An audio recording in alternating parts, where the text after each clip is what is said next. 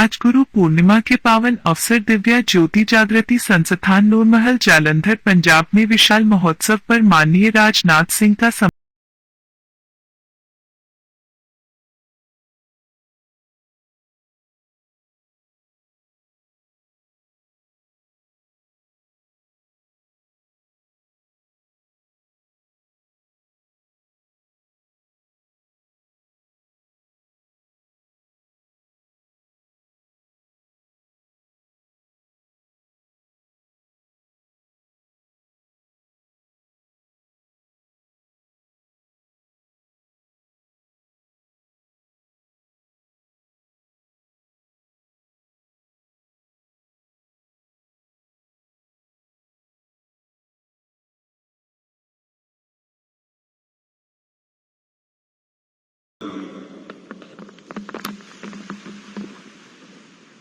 और इस सभागार में मौजूद हमारे सभी पूज्य संत एवं साध्वी, सबसे पहले मैं इस ऊर्जा को नमन करता हूं जो स्वामी आशुतोष जी महाराज के आशीर्वाद के रूप में हमारे चारों तरफ विद्यमान है। मैं आपके समक्ष उपस्थित आप सभी श्रद्धालुओं को भी नमन करता हूं। मैं दिव्य ज्योति जागृति संस्थान के प्रति अपना आभार प्रकट करना चाहता हूं। इस संस्थान में मुझे आमंत्रित कर उन्होंने मेरे ऊपर बहुत बड़ी कृपा की है। गुरु पूर्णिमा सनातन संस्कृत का एक बहुत ही महत्वपूर्ण अंग है। हम लोग बचपन से ही गुरु पूर्णिमा को एक महोत्सव के रूप में देखते आ रहे हैं, लेकिन जो मनोरम दृश्य आज प्रत्यक्ष मैं अपनी आंखों से यहां देख रहा हूं, जो आंखों को सुकून दे रहा है और साथ ही साथ मेरे हृदय को यह शांति भी दे रहा है।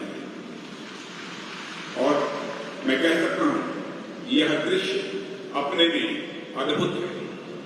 साथियों, आज मैं आपके समक्ष भारत के रक्षा मंत्री के रूप में नहीं आया हूं, बल्कि मैं देश के एक नागरिक के रूप में आप सबके समक्ष में उपस्थित हूं। परम पूज्य आशुतोष जी महाराज के प्रति हृदय में एक श्रद्धा लेकर और उनको नमन करने के लिए मैं यहां पर आया हूं।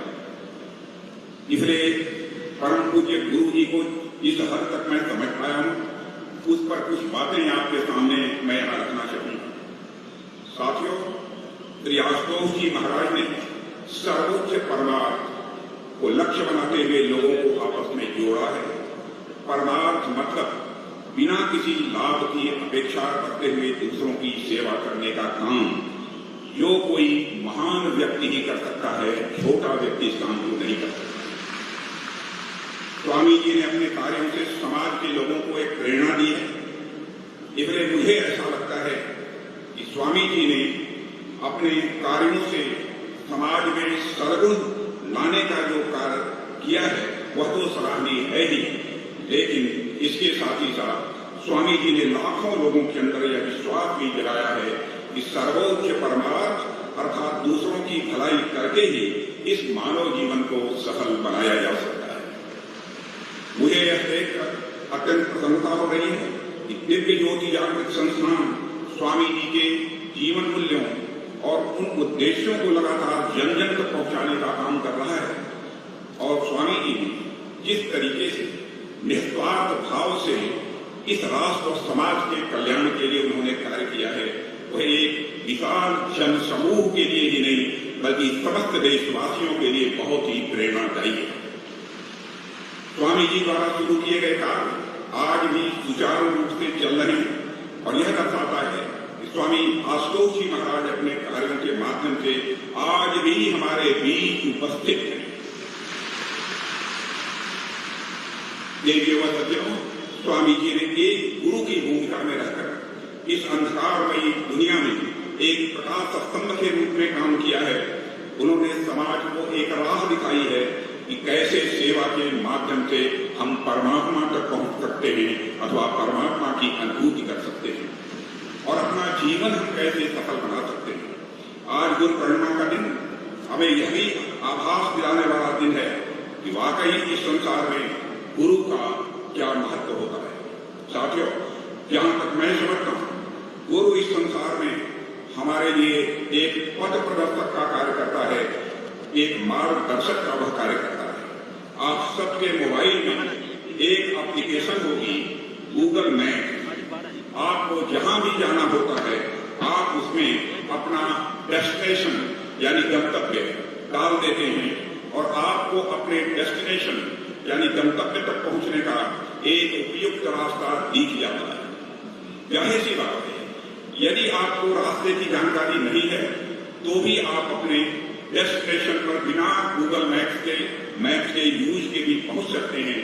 लेकिन हो सकता है आपको अधिक समय लग जाए, रास्ता आपके लिए और भी मुश्किल हो जाए।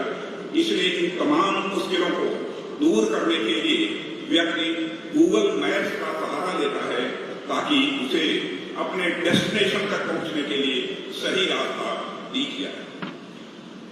देवियों व सज्जनों, गुरु की भूमिका भी इसी प्रकार सदैव सही राह दिखाने वाली होती है और इस पथरीले संसार में, इस अनित्य संसार में वे हमें रास्ता बताते हैं ताकि हम परमात्मा तक हम पहुंच सकें। सही मायने में गुरु इस आत्मा को उस परमात्मा से जोड़ने के लिए एक ब्रिज के रूप में काम करते हैं। गुरु हमें संसार के इस भाव सागर से निकालकर उस परम सत्ता तक पहुंचाने का काम करते हैं और सबसे महत्वपूर्ण, गुरु हमें हमारे धर्म का ज्ञान कराते हैं।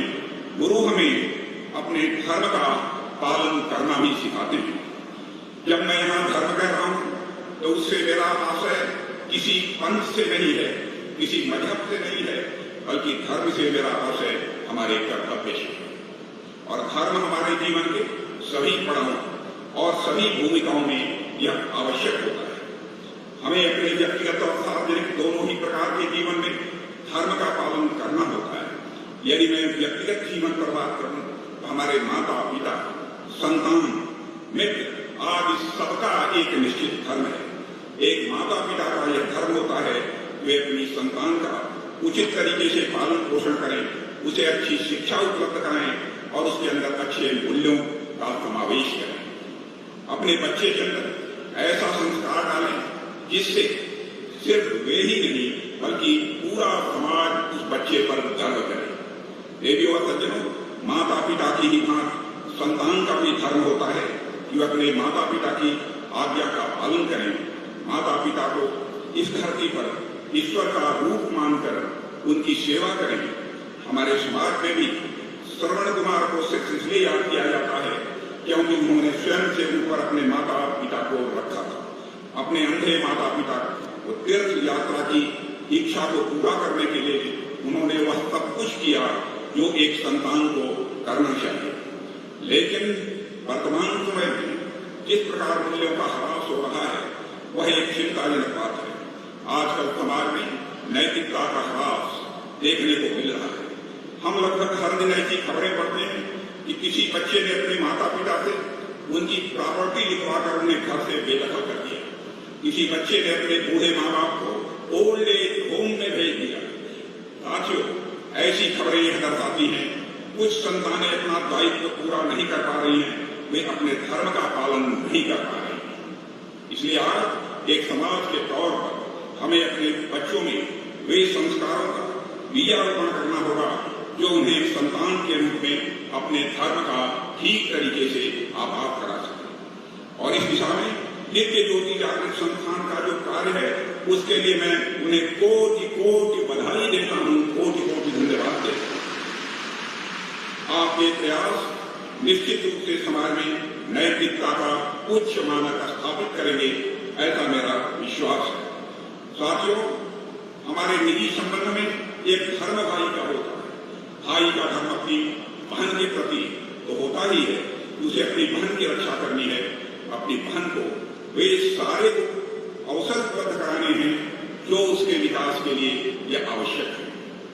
लेकिन इसके अलावा भाई का धर्म अपने भाई के प्रति भी होता है।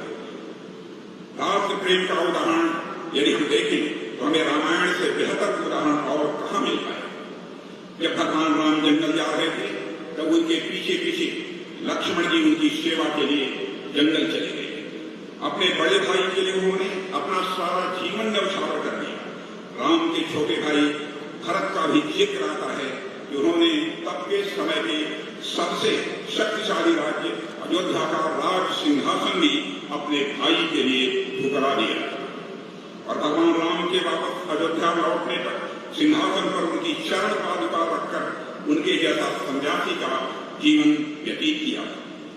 देवियों सज्जनों, गोस्वामी तुलसीदास जी द्वारा लिखित रामचरितमानस में हनुमान जी को प्रेम से एक बार भगवान श्री राम ये कहते हैं कि तुम मम प्रिय भरत ही भाई, अर्थात तुम मुझे भरत के समान ही प्रिय हो। एक कद था उस समय भरत का कि वो अपने भगवान राम के सबसे प्रिय। आज हम अपने आस पास देखते हैं कि जमीन के लिए, पैसे के लिए, संपत्ति के लिए भाई भाई में झगड़े होते हैं। ऐसे में आप बस कल्पना करिए कि भारत के उस त्याग की कि उन्होंने अपने भाई के लिए राज सिंहासन को भी ठुकरा दिया। मुझे लगता है आज इस देश के युवाओं को अपनी संस्कृति से प्रेरणा लेने और अपने पुरखों ताकि हम एक भाईचारे निर्माण कर सकें। जीवन में होता है जो ईश्वर प्रदत्त नहीं होता है, बल्कि हम उसे खुद अपने आप से बनाते हैं और वह संबंध होता है मित्रता का। धर्म का संबंध मित्रता से भी है और मित्र को मित्रता का धर्म निभाना पड़ता है, मुसीबत में उसका साथ निभाना पड़ता है। इस संदर्भ में मुझे युद्ध में की एक बड़ी दुश्मन सेना पर गोलियां बरसाते हुए पीछे हट रही थी, क्योंकि शत्रु सेना की संख्या ज्यादा थी। इसलिए उन्होंने इनकी सेना में कई जवानों को घायल कर दिया। देवियों सज्जनों,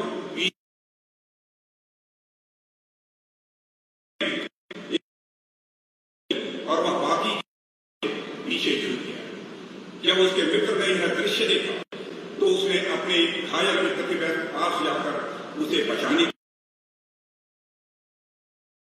वह सैनिक इतना घायल हो चुका है कि अब वह बचेगा नहीं, इसलिए उसको बचाने के चक्कर में तुम अपनी जिंदगी को दांव पर मत लगाओ, कम से कम अपनी जान को बचा लो।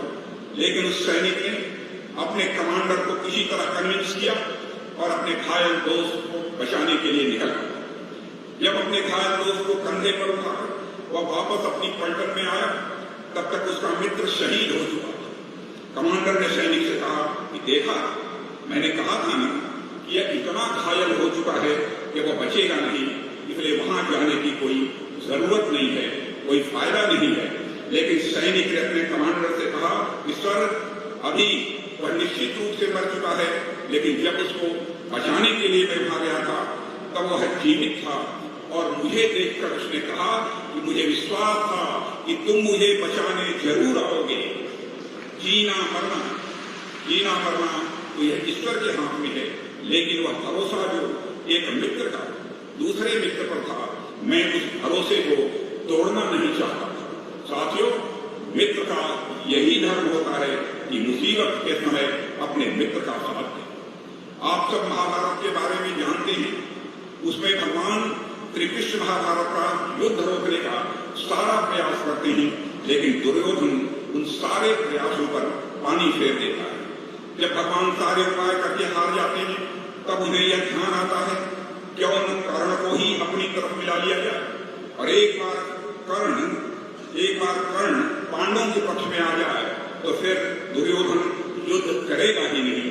फिर भगवान श्री कृष्ण कर्ण के सामने कई तरीके से प्रस्ताव रखते हैं। ज्येष्ठ पुत्र हो, हम तुम्हारे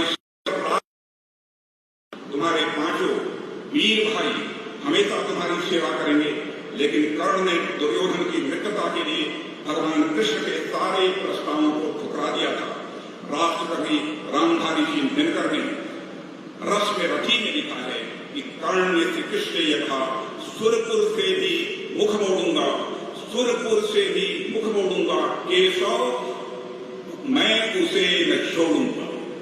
अर्थात कर्ण ने स्वर्ग से दुर्योधन की मित्रता को प्राथमिकता दी। हालांकि दुर्योधन दुराचारी था, उसका कोई व्यवहार उचित नहीं था, लेकिन फिर भी कर्ण ने अपने मित्रता के धर्म को निभाया और जब उसका मित्र मुसीबत में था तो उसने उस मुसीबत में अपने मित्र का साथ दिया। साथियों, व्यक्तिगत जीवन के अलावा सार्वजनिक जीवन में भी व्यक्ति को धर्म का पालन करना होता है। उदाहरण के लिए, देश का रक्षा मंत्री होने के नाते मेरा धर्म है कि मैं भारत के वीर सैनिकों के माध्यम से देश की सुरक्षा करूं।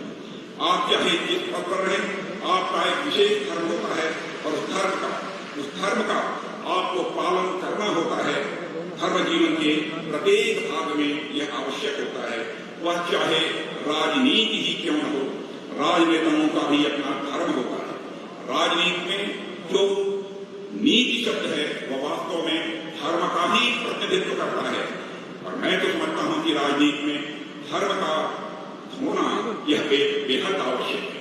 यह राजनीति शब्द दो शब्दों को मिलाकर बना हुआ है, राज और नीति। नीति यह संस्कृत के नए धातु से बना होता है, जिसका अर्थ होता है ले जाना, किस ओर ले जाना।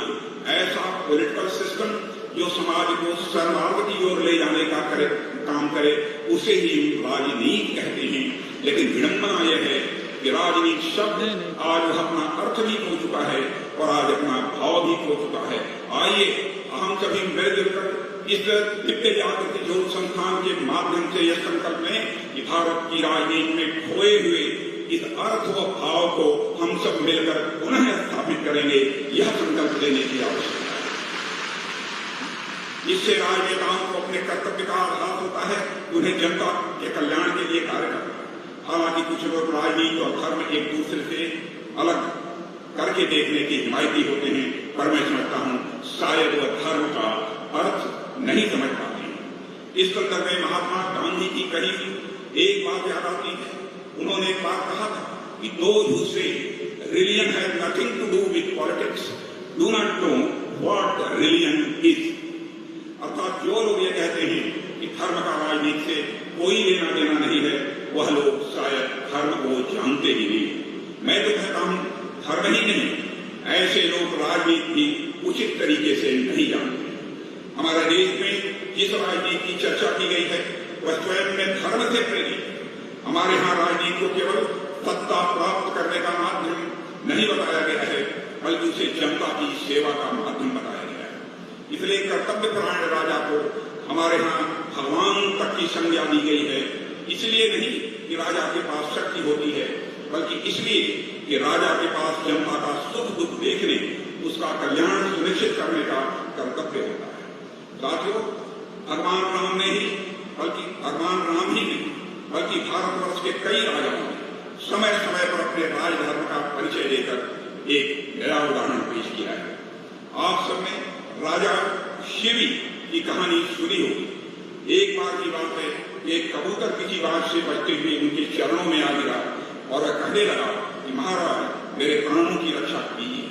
महाराज शिवी ने उस कबूतर को यह आश्वासन दिया कि मैं तुम्हारी रक्षा करूंगा। तभी उस कबूतर के शिकार को खोज में बाज भी अपने उनके पास आ गए।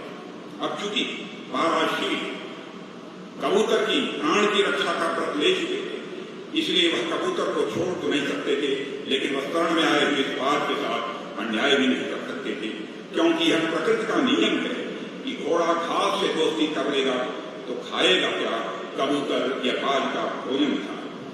और यही कारण है, और बाज भी महाराज शिव की प्रजा के समान था, वह उस बाज को भी भूखा नहीं रख सकते थे। और इसीलिए अपने शरीर से महाराजा शिव ने कबूतर के वजन के बराबर मांस का टुकड़ा निकालकर उस बाज को दे दिया था। देवियों और सज्जनों, जैसा कि मैंने अभी जिक्र किया, एक राजा का सबसे बड़ा धर्म होता है अपने प्रजा की हितों की रक्षा करना। एक राजा का यही कर्तव्य होता है कि वह समाज के आखिरी छोर पर खड़े व्यक्ति के उद्धार के लिए वह काम करे। और साथियों, मुझे यह कहते हुए बेहद संतोष है कि हम सभी उसी दिशा में अपने कर्म आगे बढ़ाने का प्रयत्न कर रहे हैं और स्वामी श्री आशुतोष जी महाराज के आशीर्वाद से हम निरंतर अपने उद्देश्य की प्राप्ति में कामयाब भी हो रहे हैं। साथियों, एक और धर्म होता है जिसकी चर्चा के बिना मैं समझता हूं ये सारी बातें अधूरी रहेंगी। और वह धर्म है मानवता का। हमारे जो निजी संबंध है वह सीमित होते हैं, मतलब हमारे माता पिता होते हैं, हमारे कुछ मित्र होते हैं, हमारे भाई बहन होते हैं, हमारे निजी जीवन में कुछ ही लोग आते हैं। इसके अलावा यदि मैं सार्वजनिक संबंधों की बात करूं तो कई बार आपका सार्वजनिक जीवन भी केवल कुछ ही लोगों तक सीमित रह जाता है। इसलिए मैं आपसे इस पर विशेष बात करना चाहूंगा कि निजी और सार्वजनिक जीवन में धर्म के पालन के अलावा हम मानव के रूप में भी अपने धर्म पर ध्यान केंद्रित करें। एक मानव के रूप में हमारा धर्म असीमित हो जाता है। हम स्वयं को इस धरती पर उपस्थित हर मानव से जोड़कर देख पाते हैं। भारत की संस्कृति तो हमेशा से ही मानवता की यह ध्वजवाहक रही है। हम आज भी जब पूजा करते हैं तो पूजा में हम विश्व का कल्याण मानते हैं, सिर्फ अपना कल्याण नहीं मानते। यह जो विश्व के कल्याण की भावना हमारी संस्कृति के अंदर है, हमें उसे ही दिखाने की और एक मानव के रूप में अपने धर्म को पहचानने की आवश्यकता है। और मुझे यह देखकर अत्यंत प्रसन्नता हो रही है कि दिव्य ज्योति जागृत संस्थान समाज के हर क्षेत्र में मानव की सेवा को सर्वोच्च परमार्थ मानते हुए काम कर रहा है। नेत्रहीन उत्थान कार्यक्रम, गौ संरक्षण, पर्यावरण संरक्षण व आपदा प्रबंधन जैसे अनेक मार्गी कार्य हैं जो संस्थान के द्वारा लगातार आयोजित किए जा रहे हैं। इन कार्यक्रमों के माध्यम से संस्थान समाज का कल्याण तो कर ही रहा है, साथ ही सामान्य मानव के लिए एक प्रेरणा स्रोत के रूप में भी काम कर रहा है कि मानवता की सेवा करना ही एक सच्चे मानव का यह धर्म है। देवी और सज्जनों, देश अमृत काल में प्रवेश कर चुका है। अमृत काल की समाप्ति तक अर्थात 2047 तक हम भारत को एक विकसित राष्ट्र बनाने के संकल्प के तहत आगे बढ़ रहे हैं और हमें दिव्य ज्योति जागृत संस्थान जैसे संस्थानों के साथ ही मिलकर काम करना होगा। यह हमारी मान्यता है और मुझे पूरा विश्वास है कि दिव्य ज्योति जागृत संस्थान अब तक समाज के कल्याण के लिए जो कार्य करते आया है वह आगे भी इसी प्रकार से करता रहेगा, परम पूज्य आशुतोष जी महाराज की कृपा से। इस अवसर पर अधिक कुछ न कहते हुए एक बार फिर आप सभी के प्रति आभार व्यक्त करना चाहूंगा कि आपने